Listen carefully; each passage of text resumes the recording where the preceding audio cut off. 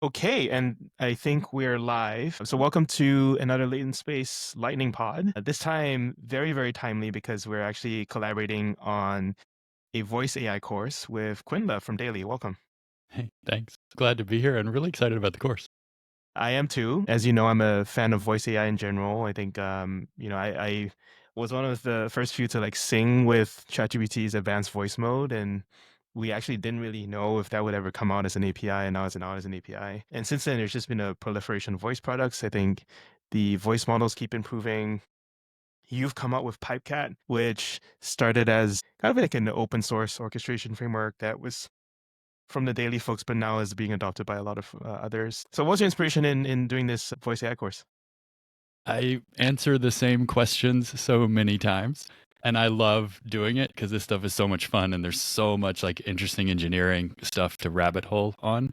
But it seemed really clear that it would be awesome to get a bunch of people together, talk about all this stuff, use some of the materials we've been kind of building over the last few months and kind of see where it goes. And the inspiration was Hamel and Dan's like LLM Woodstock course last Hmm. year, which I know you were part of. I got a lot out of it. It was super fun, and lots of companies came and jumped in and helped everybody out, like with seeing all of the tools that you should know about if you're building stuff. So I was like, well, let's try to do that for voice AI. Yeah, totally. So, I think Hamel's course, honestly, was the biggest thing for Maven because now Maven is like the default Yeah. voice platform, even though there are many, many like it. Maven seems to be popular.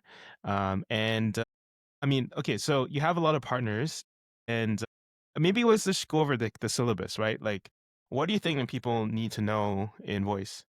I think of it as three big things. The first is like, what's the landscape? What models do you use? Why? Like, what are the best practices for low latency, real time, conversational, multimodality? And it turns out that if you're building like agents that are multimodal, multi turn, real time, it's just a totally different shape of programming problems and best practices than most other kinds of AI development, even. There's overlap in like how do you prompt stuff, how do you eval stuff, but the code just looks different. And so, kind of best practices in models landscape, that's the first big thing. The second thing is like, how do you run this stuff in production? Again, because the shapes of the code are different, deploying a real time agent to production and then scaling it and making sure you can run evals and you have monitoring and observability, like a whole new set of stuff there. And to some extent, we're all figuring out this stuff as we go along. But there are some emerging best practices. There are people doing this stuff in production. So I think we can jumpstart people's path from prototype to production. And then the third thing for me is what's next. And this is a little bit selfish because like this was the first thing that I was like, I want to do in this course that I don't know enough about is I want to do voice based programming. And I know you have thought a ton about that. So I was like, I have to pull swyx into this. But the other things in my like what's next bucket are what are the models that are coming out, later this year from the big labs, from the open source community. We'll have people from OpenAI and from DeepMind and from NVIDIA and from AWS doing office hours. What's happening with speech to speech models and APIs? Super hot topic, not widely used yet in production. We'll talk about that a bunch during the course. We'll also talk about that sort of in what's next. Running some models locally. I'm really excited about like models getting good enough at medium size that you can run them locally, like on device or on robots or on local laptops. And then real time video. Like I really think real time video is going to hit the same inflection point that voice did by the end of the year or early next year. So we've got a couple of folks who are really focused on real time video participating in the course and doing some credits and some office hours. What do you think? Sorry, there's a lot there. Just double clicking in reverse order. Like, what is real time video really mean? Are you talking to like an avatar? Yeah, yeah, yeah. It's like just like you can now have a voice-based conversation Like with an Tavis. LLM. You know, from folks like Tavis, you can have a video conversation with a transformer-based model or a collection of transformer-based models behind an API. And it's, it changes the dynamic if you have that whole video channel. Yeah, I tried this out and like I guess it's Charlie waiting. Okay, yeah, yeah. I tried this out and I can't believe that there's a ton of traction behind this because it's kind of very robotic. We are Daily is the network layer for Tavis and some others, and I can tell you there is a ton of traction behind it. Yeah. My sense is like it's for coaching, and what are the verticals that kind of use this stuff? Yeah, there's a bunch of coaching and kind of enterprise teaching and learning education stuff Yeah. inside big companies. Yeah. I also think we are starting to see the beginnings of some social stuff. I mean, a little bit to everybody's surprise, the voice AI monetization pull actually came from enterprise and B2B use cases. So a little bit to everybody's surprise, the inflection point with voice AI in terms of monetizable use cases came on the business side. It's like telephony and customer support and a bunch of like vertical SaaS with voice on top. I think real-time video may actually hit on the consumer side first. When it's right, when it's on the right side of the uncanny valley, it's really, really compelling. And I think we're just starting to see some of that. Yeah. I'm starting to see, like, I think there's another platform, not Tavis, but someone else doing more consumery video conversations. Are we talking about AI companions, or is there some other part of consumer that is interesting? Well, I think we're going to have friends that are video in all our group chats. I And see. the next TikTok is going to be not just hyper personalized recorded content, but hyper personalized interactive content. Yeah. Yeah. Yeah. And for what it's worth, this is much more constrained domain for video than generalized video generation, which is a whole different thing. Like here, maybe you're taking an avatar, maybe you're taking a clone, you have like some kind of bone structure thing, and then you're animating that with some expressions and the mouth movements, and that's about it. Yeah, there's a whole bunch of different approaches. You can go like single image to generate an avatar. You can take source video and you can kind of fine tune a model. You can do rigged characters and have an LLM drive the rigged characters. So people are experimenting in sort of every way with video. It feels early days, but Yeah, yeah, it's happening fast. it's happening fast. Okay, so then recursing up, there's just sections about, you mentioned some open models that are just voice stuff. What are the main things and trends you're eyeing here? There's sort of the end-to-end speech models, like the Kyutaimoshis. They're like the couple guys doing. Never mind. I don't really know what the parakeet and Dia type models are optimized for, except for like, I guess, podcast generation. Well, there's kind of the opposite ends of the spectrum there. Like Dia is this amazing project by like 1.5 Korean students. And it took at least my Twitter feed by storm like 2 weeks ago. And it's all the way on the like dynamic end of the spectrum. Like it's totally unhinged. And then Parakeet is NVIDIA's new speech model, a speech transcription model that's #1 on the leaderboards. And it's just like very enterprise tuned, like really, really rock solid, reliable at fairly small number of weights, like 600 million parameters or something. So you've got like people building on the I need to use this in enterprise production side of things, and you've got people building open source models that are like, let's just see how it Yeah. goes. Let's see what we can do. Yeah, And they're sorry. both really valuable. I made the link because I think the Dia guys said that they borrowed from Soundstorm and Parakeet in some ways. I don't know. I don't even know if there's code published, but they just took the papers and implemented them, which is the hard part. Yeah, NVIDIA does a great job publishing papers. It's super impressive if you follow NVIDIA research. They have a lot of GPUs, those researchers. They write good papers. Definitely they do. Yeah, what else is interesting among all this? Like, is this sort of a Pipecast centric? Are we gonna spend a lot of time on, I guess, this like guardrails, scripting? I think really like building smart voice is a really quick demo, super easy, but then adding capabilities to it, making it reliable is really hard. That's a lot of the genesis of the course is like, how do you get from a demo to something that you could actually use in production? Mhm. And there'll be a lot of Pipecat just because I'm doing a lot of the work to kind of glue the course together. But it's not Pipecat centric or Pipecat only. There are a bunch of folks who are participating in the course who have their own stuff going on. Like Freddie from Hugging Face is going to talk about fast RTC and hang out in the Discord and kind of be around. I really love that work. Sean from OpenAI is going to talk about their WebRTC and 1-800-CHAT-GPT layer. And so is Dominic going to talk about the OpenAI agents framework, which they did a really elegant like voice layer on top of that original agents framework in the most recent release. Hmm. We have like Vappy, which is a kind of higher up the stack, like everything together, a platform that I recommend often to a lot of people who start with PipeCat but kind of want more batteries included. There's a brand new competitor Vappy, I think it's fair to say, called Layer Code that has $1,000 of credits for students in the course that I got an early demo of. I think you know those guys, and we were like, oh, well, you should hang out in the course too. You've got good ideas. Do I know those guys? Have we? They told me that you know them. I may have. I know a lot of people, but Yeah, I know. maybe I met them individually without knowing the name of the. Layer Code is very new, so actually that may be the case. It's like Yeah. Damian Tanner. Yeah, okay, I do know him. Yeah, interesting. Because when Damien was at DeepGram, was it DeepGram? Well, he went over to Layer Code, and I was like, oh, this seems like an established company. He did not say that, or there was no indication that this is a new company. I think it's still in private beta. I think it's that new, which is fun. Okay. There's so much stuff launching in voice, and I've really tried to pull in like lots of people that I know because like, you can't cover everything yourself. I mean, you do an incredible job covering like everything across all of AI, but we can't all be you. Well, there should not be. I think the world needs specialists, and then we need to be able to lean on their expertise and then build products. Like there should not be that many of me who waste their time being journalists and wide on everything and shallow on a lot of them. So okay, I'll just dive in, double click a little bit into how voice currently interacts with LLMs, because you mentioned this thing about how the agents framework from OpenAI adds a voice layer.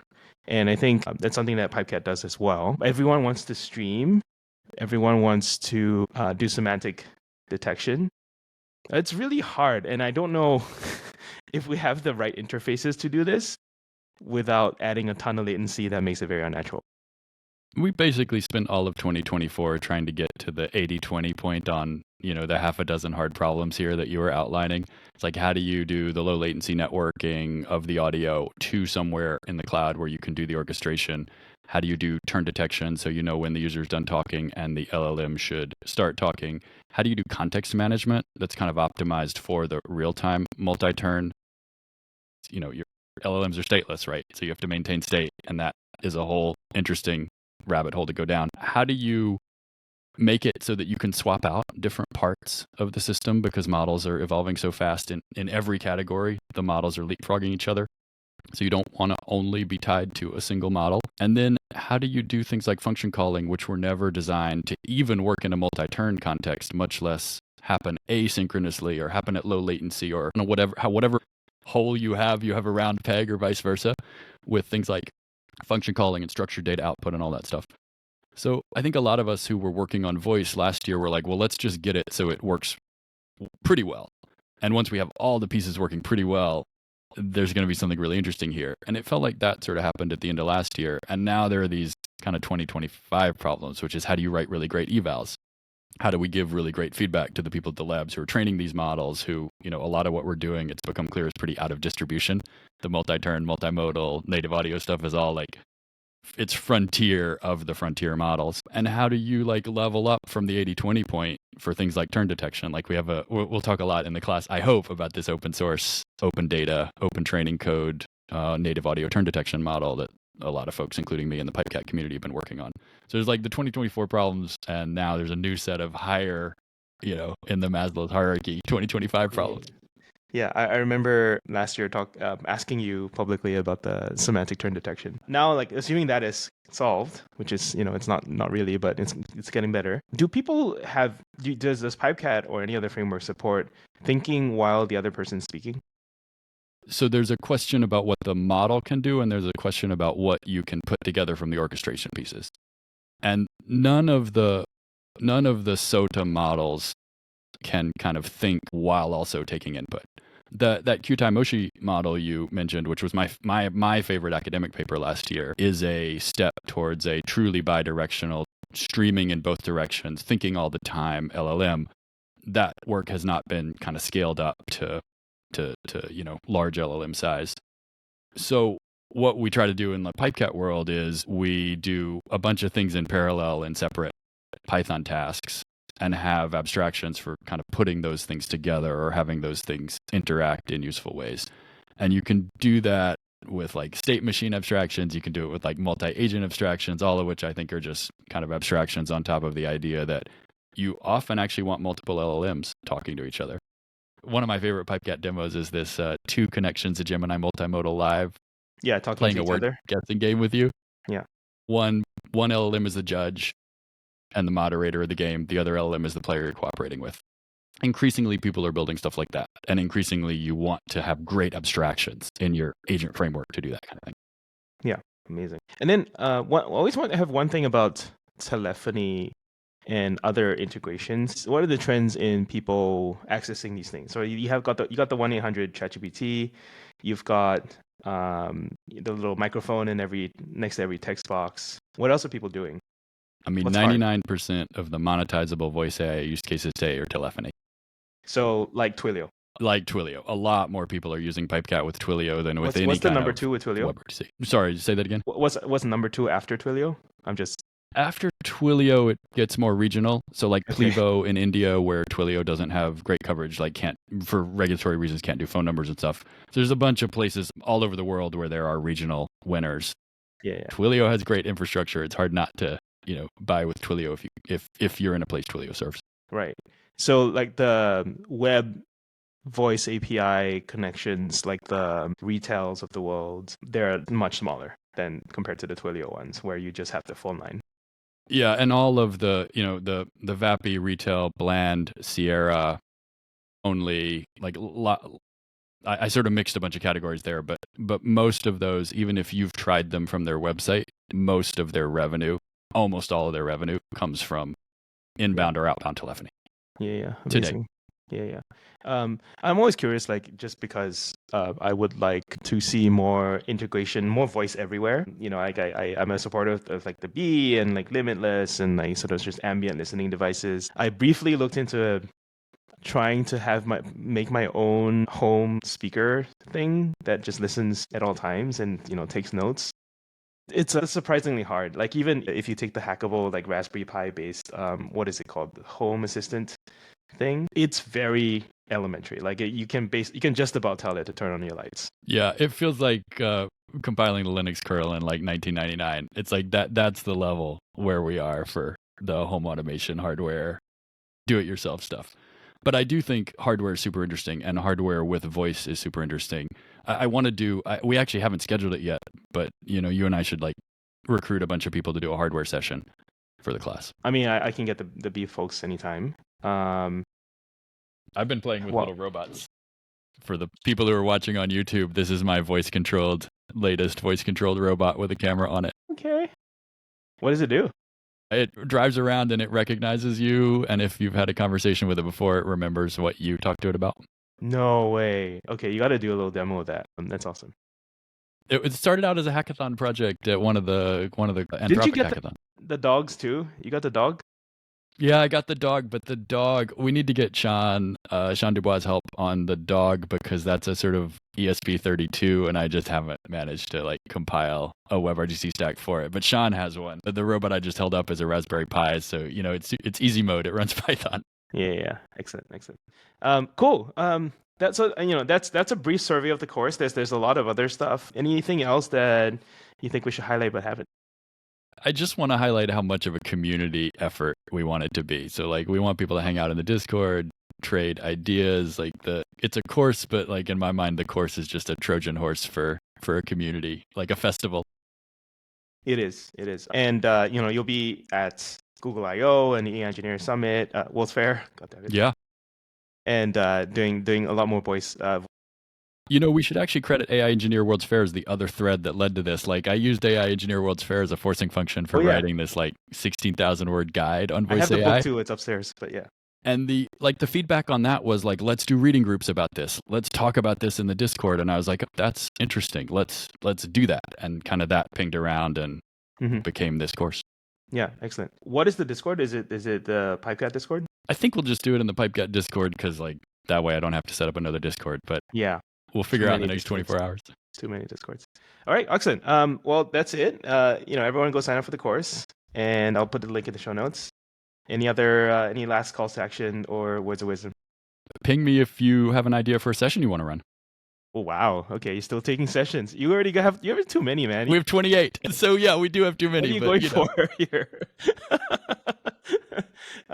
No, good, good, good. I mean, I think it's a special time. I think voice is definitely one of these. The time is right to work on these things because voice is here, but it's not evenly distributed, and I think more people can enhance their existing AI applications with voice, just because it actually makes it much more magical And it's than the just future. I typing mean, in the chat. UX is going to be, 50%, 60%, 75% voice in the future. I 100% believe that. And I did not believe that, 2 years ago. But the trend line is just really, I Yeah, think, clear. I mean, like this is our first year having a full voice track, you know, and if I were to subdivide it, I don't know how I would subdivide it, but clearly, this is growing. Excellent. All right, thanks, Kwindla. Thank you. Bye bye.